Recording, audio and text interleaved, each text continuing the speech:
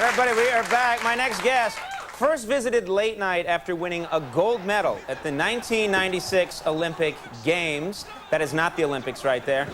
Or is it? He's now one of the biggest stars in the WWF, which probably matches that footage, and can be seen this Sunday defending his King of the Ring title on pay-per-view. Please welcome Kurt Angle.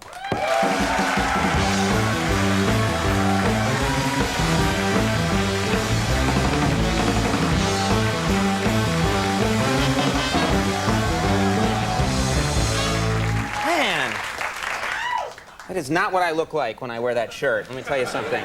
You have a shirt like this? No, not even. It would crush me, the weight of it. No, this, I gotta say, your neck, that is one of, and I mean this as a compliment, that is one of the biggest necks I have ever seen. You know, that's funny you say that because in college, I had the biggest complex about my neck. In high school, I didn't even know about it. I got to college, a big recruit for Clarion University of Pennsylvania. And you were probably a top recruit, right? Yes, yes. I won a national title in high school, in wrestling, of course. And I went on to college, went to this big party my first night. And this girl comes up to me and says, you know what? You know what you look like? I said, what, honey? She said, a thumb. And I was like, oh my God, this girl is telling me I look like a thumb. Then she draws a smiley face on, and she's walking around going, hi, I'm Kurt Angle. I look like a thumb. Who is this woman? I'm not even going to mention her name. It's like, so really I had the biggest complex. Yeah, I went back to my room, stayed in my room for about 3 days. I figured out any way possible to make my neck look smaller. I was wearing turtlenecks. Is there a Slim Fast Shake for your neck? It just specializes on the neck area. Well, I was wearing turtlenecks, but I found out it actually made it look bigger. I would think, yeah. So, that calls attention to the neck. Yes, yes. And you're like, I'll put neck bolts on. No, that doesn't work. I'll draw arrows up to my head to divert attention. Yeah, it's 21.5 inches. I just had it measured. Wow. I measured every day. I'm hoping it'll get smaller as I get older. But, yeah, well, some things do. Now listen, the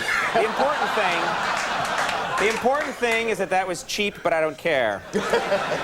Now, the first time you were on the show, we should talk about this. The first time you were on the show, you came on the show as a medal winner a gold medal winner in the Olympics. Medal, yes. And you're this big hero and everyone's cheering. Now, when you enter the stage, take the stage with the WWF, yes. You are booed every time. Now explain that. I don't know. I don't know why. I was the biggest hero in the United States in 1996. But actually, in the WWF, what we did is we made this character, Kurt Angle, the Olympic hero, and he basically preaches to the crowd about how to live your life. Intensity, integrity, and intelligence, the 3 I's. But, you know... And also, this character is kind of full of himself. And very really, full. Right. And he's very oblivious to anything else. All he wants to do is win gold, gold, gold, gold, gold. Right. When I first made my debut, I had 24 gold medals around my neck. Right, right. I mean, it was like, my neck even looked bigger because it was like protruding. Yeah. Everything involves your neck in your life. I've noticed. Gold medals around my neck, yes. And but I don't have that much integrity.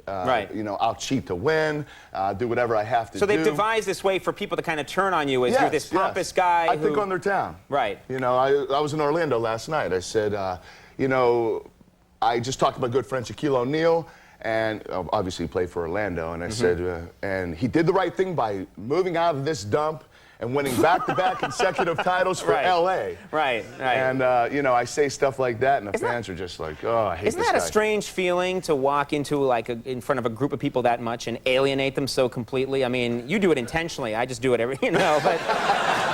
I just kind of happen to do it sometimes, but you go out of your way, you're going out there to make all these people really mad at you, and when they're booing the loudest, that's when you're doing your job the best. Right, that's when I feel the best about myself. That's really funny.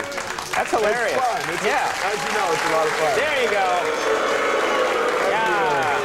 Yeah, yeah. I feel it. Now you feel like I did during that baby joke. You are married. What does your wife do? She owns a nail salon. She owns a nail salon? Yes, in Pittsburgh. Oh, and so she... You can't tell? Huh, nice. Huh? Once a week. Yeah, that would be funny if that's the first thing I commented on. This is quality time with my wife. My wife, Karen, the way we spend our time together when I come home for 1 or 2 days a week is she does my nails, she does my toes, she gives me hand and foot massages, And that's called quality time. I really don't want her to do it, but she considers it time together. I have never had a manicure or a pedicure in my life. I know there are men that do it. What's My wife would love you. Why? She'd go to work on you for hours. Well, they're not. That's not what I meant to say. For those of you just tuning in, what he meant was...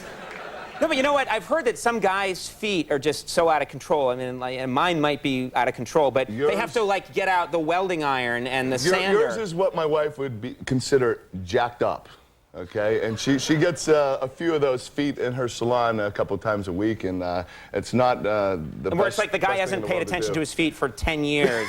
The toes are curled around and growing into each other, and she has to literally saw them away. Saw them off. Yeah, use a nail file, anything actually a real file, something like that. Yeah. Now, do her friends know what you do for a living? Do they know that you're on the WWF? Oh, yeah, and boy, she catch a lot of flack. You know, there was one time where I actually had to kiss the owner's daughter, Stephanie McMahon, on television. Right. And I called my wife that day and said, listen, I'm going to have to kiss this other beautiful girl. And, you know, and my wife was cool about it. You know, Stephanie and I are good friends, and her and Stephanie are good friends. Right, it meant nothing. It's just an act, yeah. But the women at the salon, when they watched it, oh, did they go crazy. I mean, they were bringing in pecan pies and presents saying, honey, I feel so bad for you. And, you know, it's like they can't even let the show be the show and life be real life. You know, they kind of mix it in. Well, it's weird, too, if you, let's say you were really cheating on your wife, that would be the best excuse in the world. Like, so I'm in Martell, no, that's all just part of the WWF. It's all in your mind, baby. Just keep that in mind in case. Now, anyway, King of the Ring is this Sunday on pay-per-view, and tomorrow night at 10, catch the premiere of WWF Tough Enough on MTV. Thanks so much for coming back. Thank you very much.